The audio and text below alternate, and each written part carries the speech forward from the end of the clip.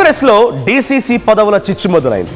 4 రోజుల క్రితమే డిస్ట్రిక్ట్ కాంగ్రెస్ ప్రెసిడెంట్ల యొక్క పదవులకు సంబంధించి ఇప్పుడున్నటువంటి జిల్లాలకి ఆయా జిల్లాల కాంగ్రెస్ అధిపతులని ప్రకటించింది అధికార కాంగ్రెస్ పార్టీ. అయితే అలా ప్రకటించిందో లేదో అప్పటి నుంచే యుద్ధం మొదలైంది. మళ్ళీ అంతర్గతంగా ఒకరిపై ఒకరు దూషించుకుంటున్నారు, ఆరోపించుకుంటున్నారు. సో ప్రెసెంట్ నేను చెప్పేది నల్గొండ కాంగ్రెస్ అధ్యక్ష పదవికి సంబంధించినటువంటి ఒక రగడ. అయితే ప్రెసెంట్ ప్రకటించిన దాంట్లో నల్గొండ కాంగ్రెస్ పార్టీ అధ్యక్షుడిగా పున్నా కైలాష్ నేతకి అవకాశం కల్పిస్తూ కాంగ్రెస్ పార్టీ నిర్ణయం తీసుకుంది. ఆ తర్వాత అటు మంత్రి కోమటిరెడ్డి వెంకటరెడ్డి అసంతృప్తిలో ఉన్నారట. ఆయన గతంలో నాపై దూషణలు చేశారు, నాపై అనేక ఆరోపణలు చేశారు. అటువంటి వ్యక్తికి డీసీసీ పదవి ఎలా ఇస్తారంటూ మంత్రి కోమటిరెడ్డి వెంకటరెడ్డి ముఖ్యమంత్రి రేవంత్ రెడ్డికి లేఖ రాసుకొచ్చాడట. అసంతృప్తిని వ్యక్తం చేస్తూ తన ఆగ్రహాన్ని వెళ్లగక్తూ కోమటిరెడ్డి వెంకటరెడ్డి లేఖ రాసుకొచ్చారట. అయితే నల్గొండ డీసీసీ అధ్యక్షుడిగా ఉన్నటువంటి పున్నా కైలాష్ నేత బీసీ, ఆయన గతంలో తెలంగాణ ఉద్యమకారుడు కూడా. సో ఈ కోణాల్లో మేము చూసి అవకాశం కల్పించామనేది కాంగ్రెస్ పార్టీకి సంబంధించినటువంటి అధిష్టానం చెప్తున్నటువంటి ఒక మాటగా చర్చ జరుగుతోంది. కానీ ఇటు నా పైన మాట్లాడిన వ్యక్తిని, నా గురించి ఇంత దూషించిన వ్యక్తిని మీరు ఇలా అవకాశం కల్పిస్తారు నా ఇలాకాలో అంటూ కోమటిరెడ్డి వెంకటరెడ్డి కాస్త ఆగ్రహం వెలగక్కుతున్నారట. గతంలో కూడా అటు డీసీసీ అధ్యక్షుల లిస్టు అనౌన్స్ అయిందో లేదో అంతలోనే రాజగోపాల్ రెడ్డికి సంబంధించిన కొంతమంది అనుచరులు మీడియా సమావేశం ఏర్పాటు చేసి నేను ఇక్కడ చాలా రోజులుగా ఉంటున్నా, నాలాంటి వాడికి అవకాశం కల్పించకుండా ఒక వ్యక్తికి అవకాశం కల్పిస్తారని చెప్పి ఒక మీడియా సమావేశం కూడా ఏర్పాటు చేశారు. సో తనని తన కుటుంబాన్ని అసభ్య పదజాలంతో దూషించాడని చెప్పి ఇప్పుడు కోమటిరెడ్డి వెంకటరెడ్డి ఒక లేఖలో ముఖ్యమంత్రి రేవంత్ రెడ్డికి ఆ లేఖను అందించారు. సో డీసీసీ అధ్యక్ష పదవికి పున్నా కైలాష్ నేత అర్హుడు కాదని అంటున్నారట మంత్రి కోమటిరెడ్డి వెంకటరెడ్డి. కైలాష్ నేతను వెంటనే పదవి నుంచి తొలగించాలని కోమటిరెడ్డి వెంకటరెడ్డి డిమాండ్ చేస్తూ ఉన్నట్టుగా ఇప్పుడు పెద్ద ఎత్తున ఆ లేఖకు సంబంధించిన అంశం చర్చనీయాంశంగా మారింది. సో డీసీసీ అధ్యక్ష పదవుల్లో అత్యధికంగా బీసీలకు అవకాశం కల్పించాము, బీసీలకు అవకాశం కల్పించి బీసీలకు సంబంధించిన 42% రిజర్వేషన్ మేము లీగల్గా దాన్ని ఎగ్జిక్యూట్ చేయలేకపోయినా సర్పంచ్లకి ఇస్తున్నాము, డీసీసీ పదవులు ఇస్తున్నాము అని చెప్పి కాంగ్రెస్ పార్టీ చెప్పుకున్నంతలోనే మంత్రి కోమటిరెడ్డి వెంకటరెడ్డి రూపంలో కాంగ్రెస్ పార్టీకి ఒక బిగ్ షాక్ అని చెప్పాలి. సో మనతో పాటుగా పున్నా కైలాష్ నేత గారు, డీసీసీ ప్రెసిడెంట్ నల్గొండ అండ్ లైవ్లో ఉన్నారు. కైలాష్ నేత గారు నమస్తే. Firstly congratulations.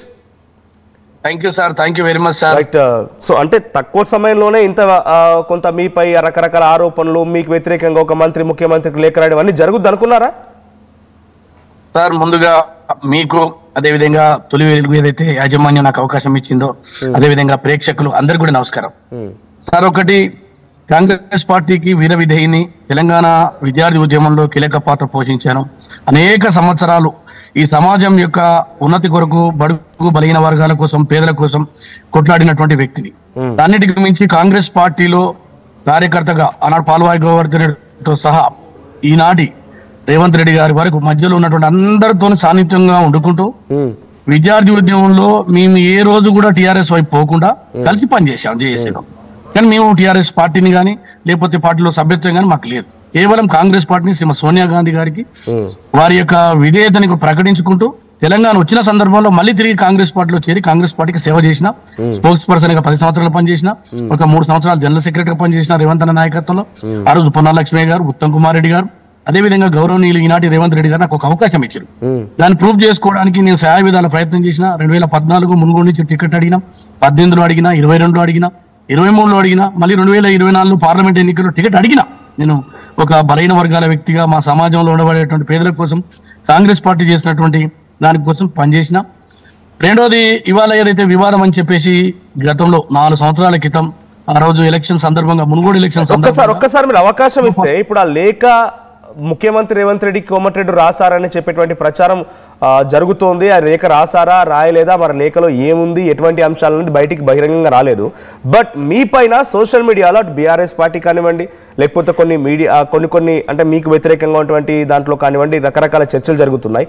కోమటిరెడ్డి వెంకటరెడ్డికి సంబంధించి కొన్ని సోషల్ మీడియా ప్లాట్ఫామ్స్లో కూడా ఈ వీడియో వైరల్ అవుతోంది. గతంలో మీరు కోమటిరెడ్డి వెంకటరెడ్డిని దూషించినటువంటి మాటలు, ఒక్కసారి ఆ మాటలు కూడా చూద్దాం మనం. అంటే ఆ రోజు ఆ ఆగ్రహానికి సంబంధించి, ఆ ఆవేశానికి సంబంధించి దయచేసి నేనేమంటానంటే, గడిచిన దానికి నేను ఆ రోజే అపాలజీ చేసిన.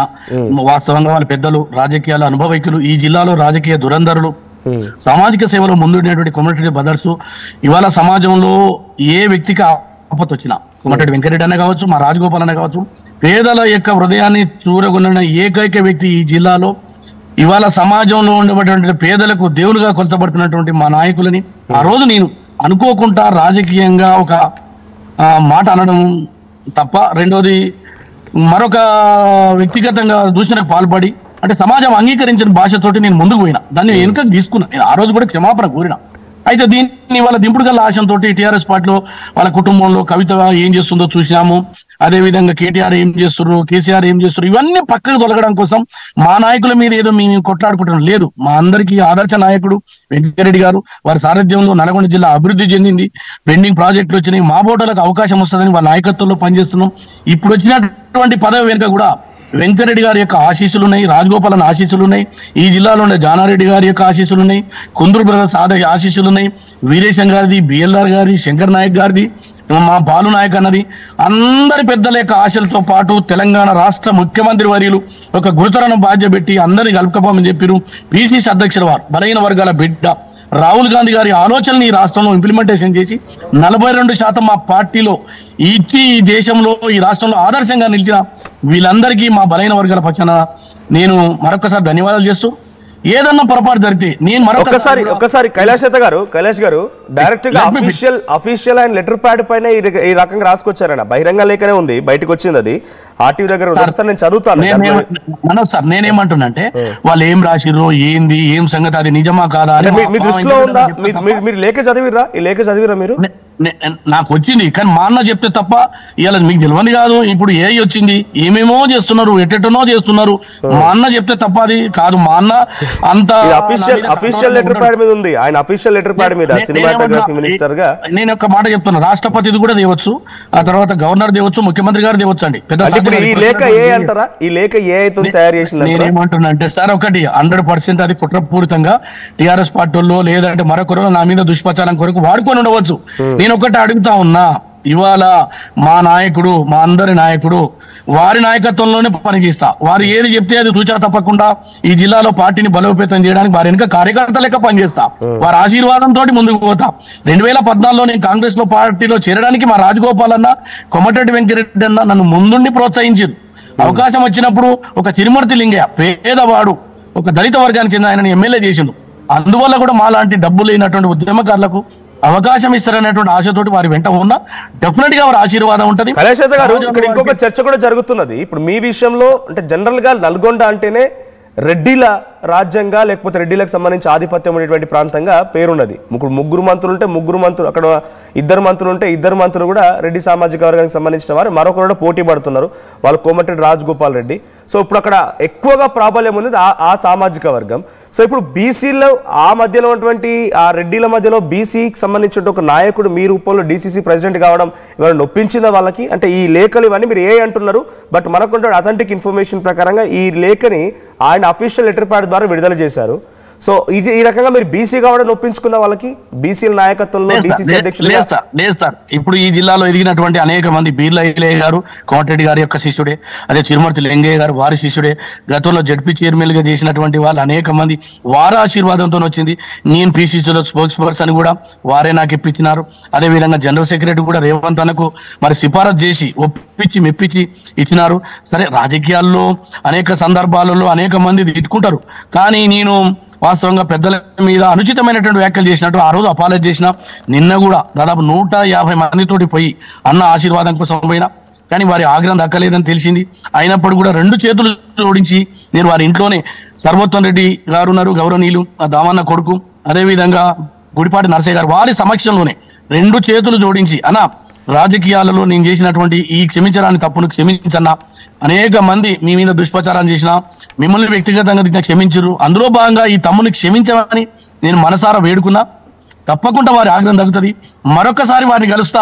ఈ జిల్లాలో మాకు రేవంత్ రెడ్డి గారు ఇచ్చినటువంటి ఏదైతే ప్రజా సంక్షేమ పథకాలు కానీ, అభివృద్ధి కానీ, ప్రాజెక్టులు కానీ, కాలేజీలు కానీ, నిరుద్యోగ సమస్య కానీ, గతంలో మీకు తెలియదేం కాదు, పిసిసి అధ్యక్షుడిగా ముఖ్యమంత్రి, ఇప్పుడున్నటువంటి ముఖ్యమంత్రి గతంలో పిసిసి అధ్యక్షుడిగా ఉన్న సమయంలో రేవంత్ రెడ్డి గారు, ఆ సమయంలో కోమటిరెడ్డి రాజగోపాల్ రెడ్డి రేవంత్ రెడ్డి మధ్య దూషణలు జరిగినాయి, కోమటిరెడ్డి వెంకటరెడ్డి అండ్ రేవంత్ రెడ్డి మధ్య దూషణలు జరిగినాయి. ఇప్పుడు మంత్రివర్గంలో చాలా మంది విభేదాలు చాలా రకాలుగా ఉండేది, బహిరంగంగా తిట్టుకున్న సందర్భాలు కూడా ఉన్నాయి కోమటిరెడ్డి అండ్ రేవంత్ రెడ్డి మధ్యలో. సో అటువంటి వారి మధ్యలో సఖ్యత కుదిరింది.